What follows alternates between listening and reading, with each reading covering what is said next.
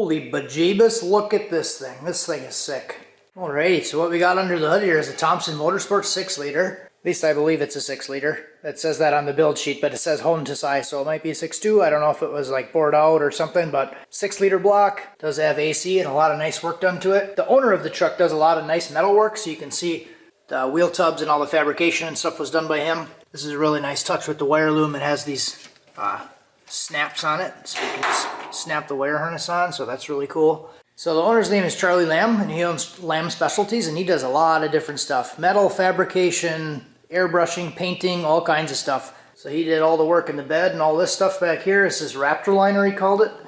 Bed liner on the inside, Raptor liner. Stuff that looks really nice. Leather seat in here. I'm like almost scared to sit on this thing. Let's have a nice set of Dakota digital gauges.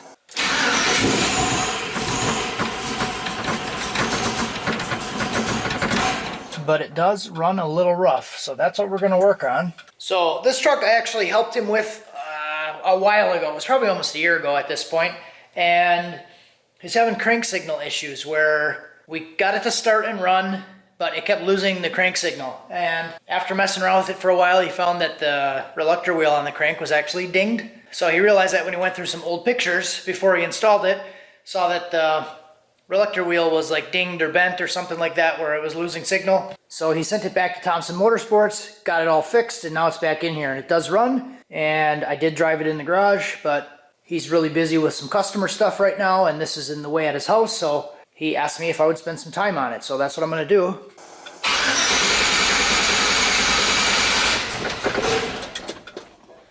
So I'll give it some throttle.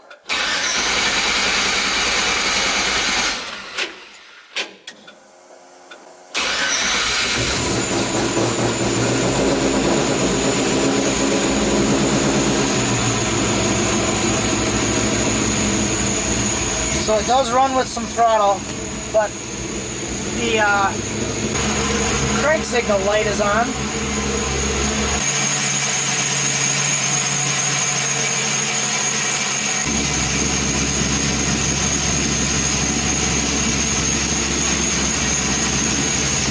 The closed loop and learn is pulling like 50% right now, so that's one of the issues with it. It's running really rich. It also does have a short somewhere in the steering column that the horn just kind of goes off randomly, so that's not fun. So hopefully we can just dial it in with tuning it and getting it to run a little better. It does have decapped injectors in it, so I'll make sure the flow rates and all that stuff is right, and then probably end up adjusting the throttle body so the idle air motor is actually controlling it.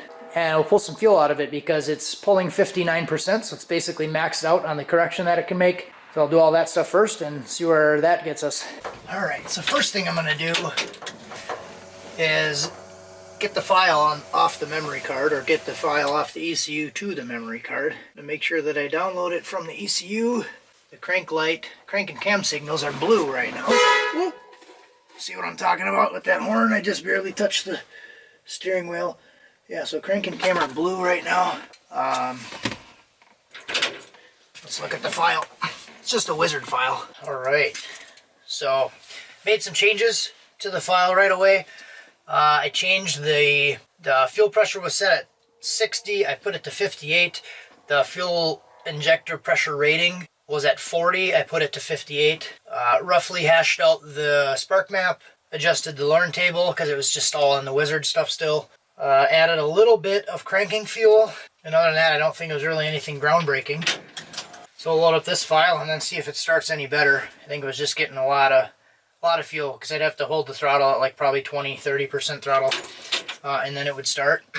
And he said it was having an okay time starting cold, but then when it would warm up it would die or run worse. And then when he got it here, started up on the trailer fine, and then pulled it off, it warmed up, and then we tried to start it again and it had a really hard time starting. So let's see if this is any better.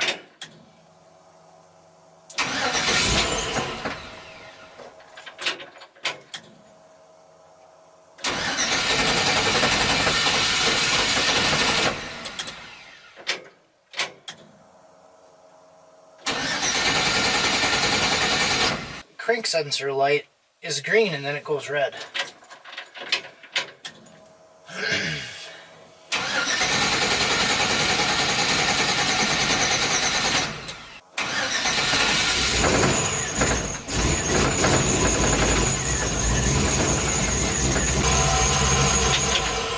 Oh yeah, she's foggy.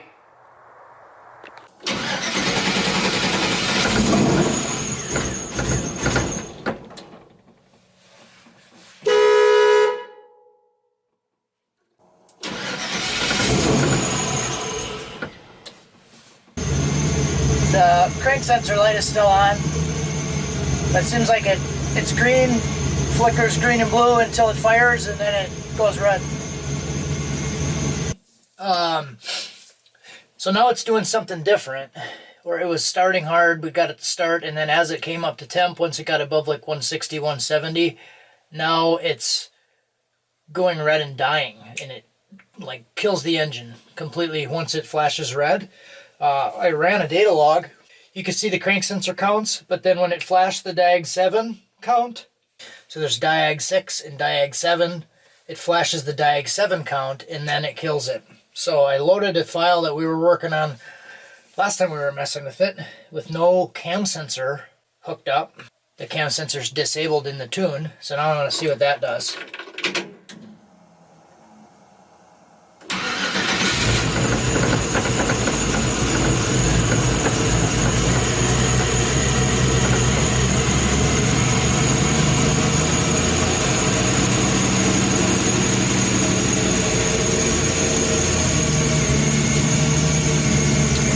It's not red, and all greens, no red. Still pulling fuel, but this is with no fuel corrections.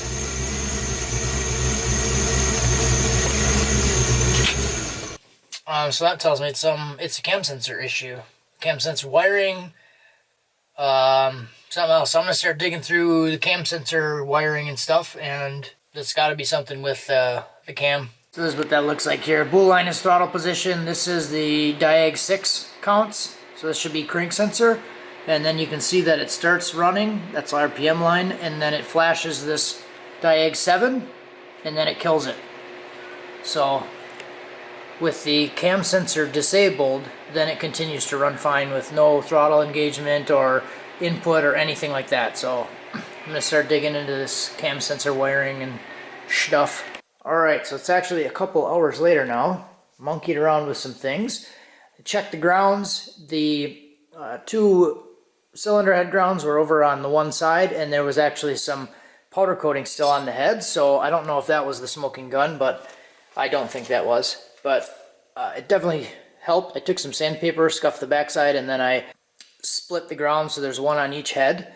And then I also added a temporary ground right here, just another piece of cable down to the engine block, and then cleaned up this ground with some sandpaper.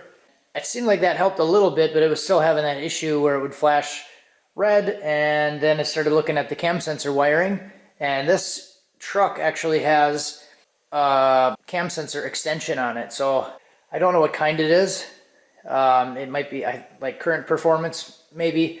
This engine has the front cam sensor. It's a 24x 1x cam sensor. So it's the Gen 3 style, but it has the Gen 4 front cover cam sensor on it. So it has the extension going from the back of the harness back here up to the front timing cover for the cam sensor, and then it has a 1X cam gear on it. So looked at all the wiring on that stuff, and then the cam sensor wiring was actually backwards. So flipped around the two wires.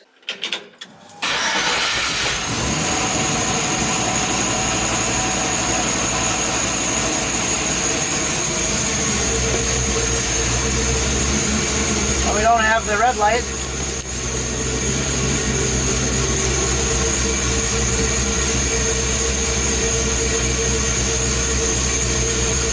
And it's not running rich.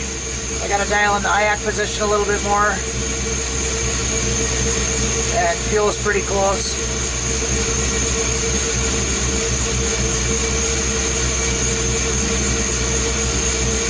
But it runs.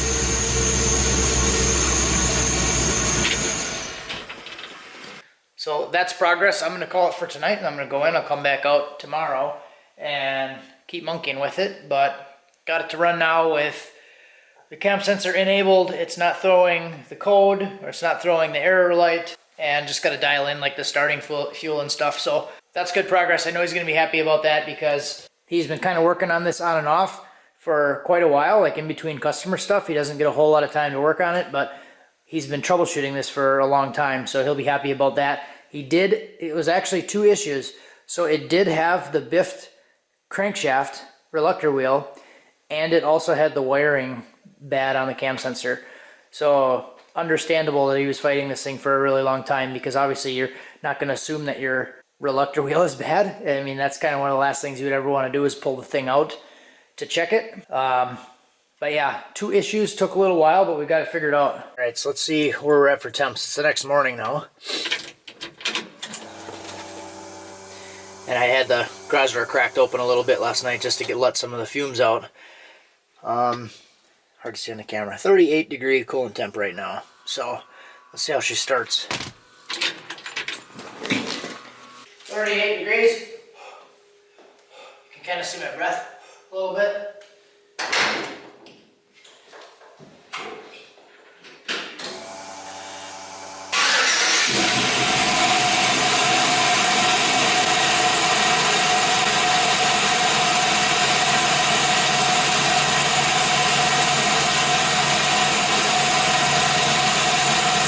Alright, so that started okay. I'll try it again because it's got some temp in it now. Coolant temp is 69 right now.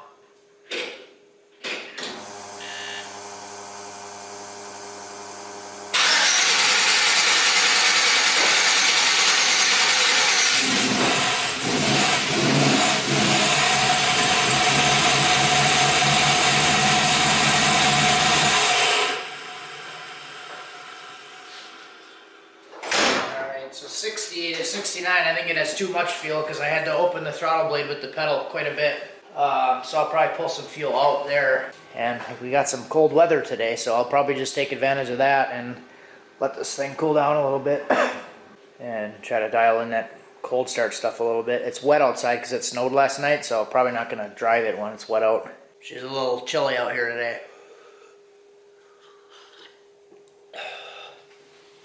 Fight me. Alright, so adjusted the cranking fuel at around 80 degrees, 60 to 80 degrees. The cranking fuel there had the same amount of fuel as it did at 30 degrees, so I cut it in half-ish, a little less than half.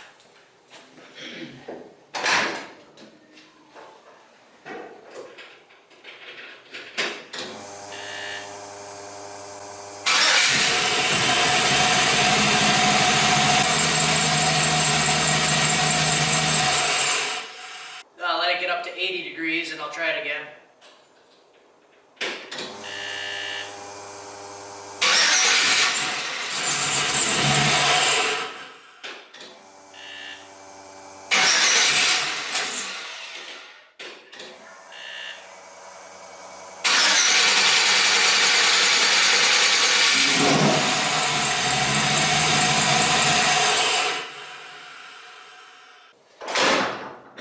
I'll take a little bit out around that 80-90 area. Alright, so pulled a little bit more out around 100 degrees.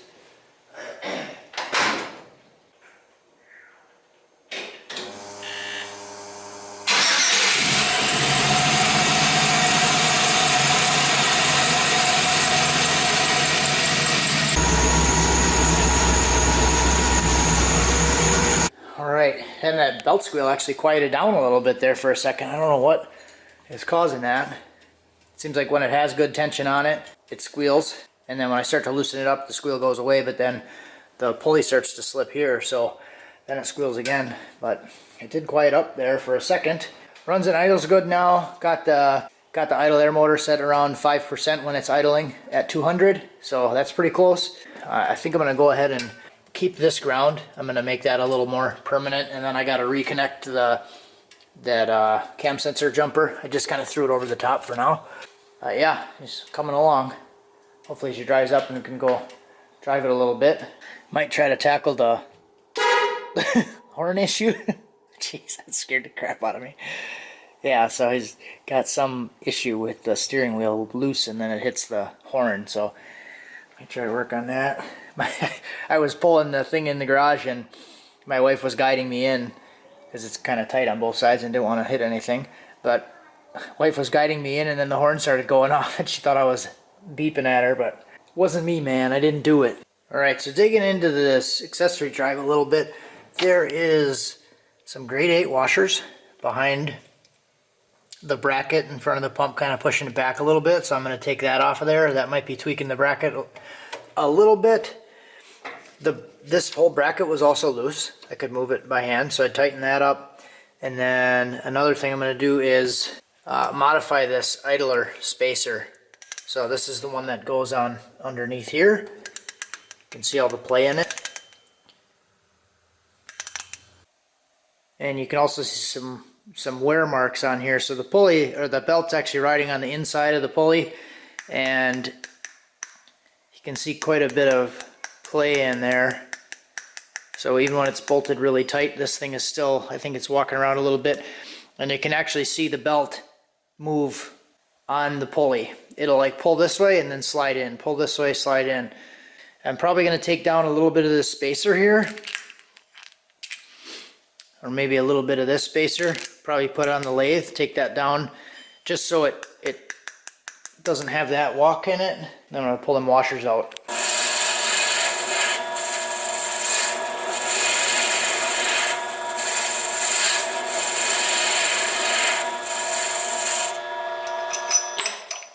Alright, so now I got this spacer in there, and there's no play in there, so that should be good, and it still spins free. No issues there. Alright, so this will be no washers and the idler fixed, and see if that makes it any better.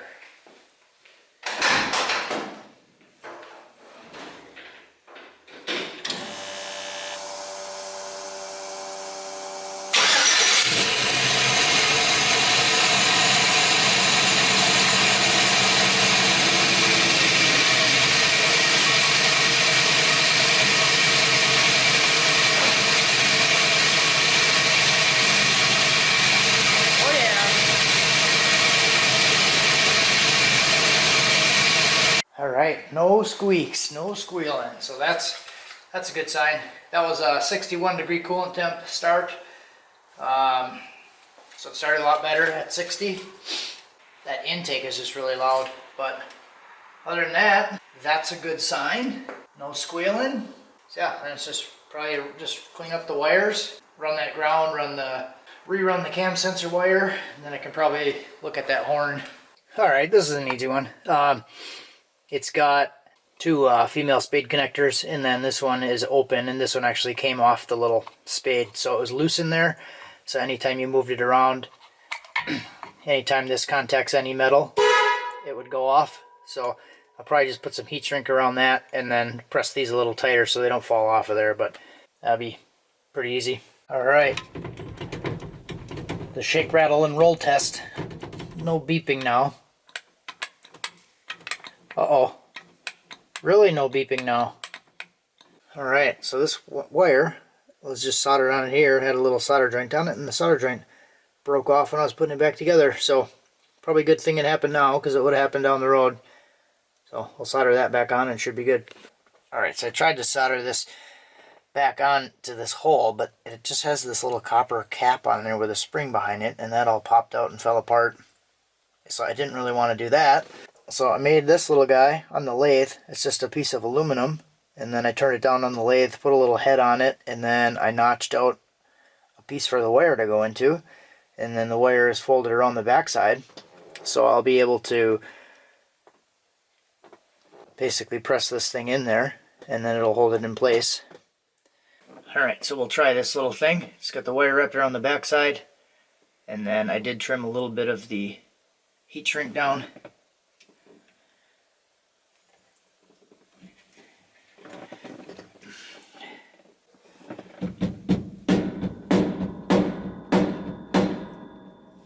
Alright, so it's fixed in there. It doesn't come out. I can't pull it out by hand, but I can pull it out with a tool. Horn works. So now we'll go ahead and reassemble the steering wheel.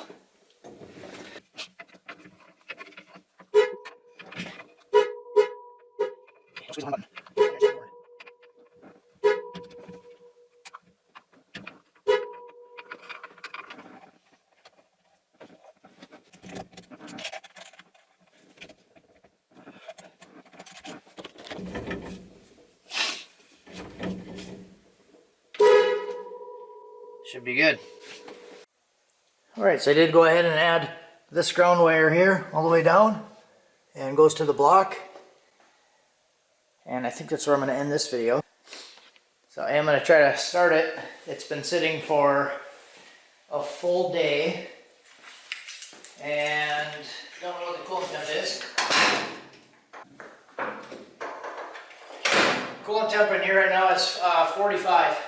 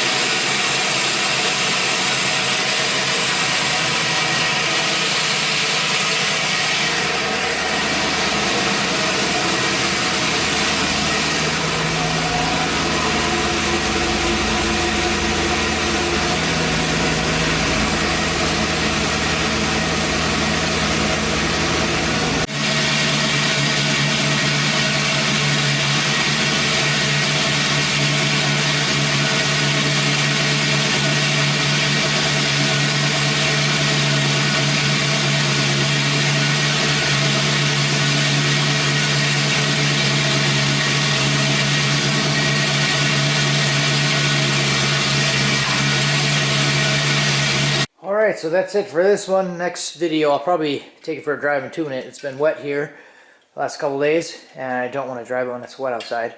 And my computer is showing the blue screen right now. The other day I was messing with this, and now my laptop died, and can't get it to work yet. So, worst case, I'll just put everything on the SD card and do it on my computer in the house. So that should be okay, but may take a little longer. So next video will probably be that and going over some of the other stuff. I think he wanted the wiring for the AC hooked up. He said something about that today, but it's coming along. See you next time.